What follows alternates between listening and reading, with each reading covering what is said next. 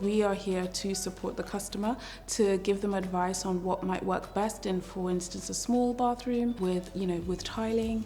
I would advise, larger tiles probably to make the space feel bigger as opposed to smaller ones. The installation team and the installer himself at the technical home survey can also support and advise in that way as well. From a technical side, what works best with the layout. If you're sitting down with a customer or even in the home and they're unsure what they would like, then it's all about asking the right questions.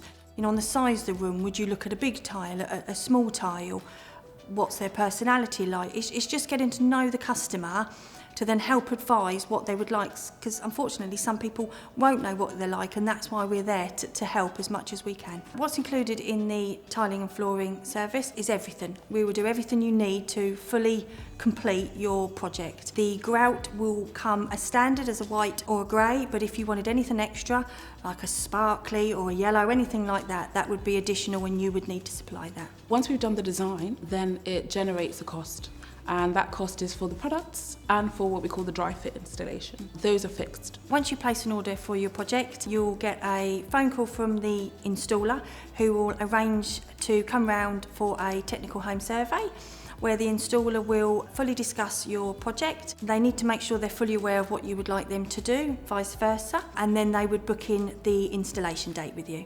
On a technical home survey, the installer will attend the property. They will have a copy of the plans, an item list, notes for them to be aware what the job entails. The installer will discuss with the customer things that they want to do, any extra works covered under the Specialist Works Guide.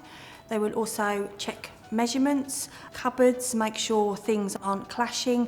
The installer will then book in the fitting date. There's things posted on our website for independent installers to apply, and they're checked for their standard of work. The last few of their jobs are actually checked as well. They have to be certified, and I would say only a percentage of the people that apply get through and become Wickes installers. So to me, they're like the cream of the crop, and they're the best.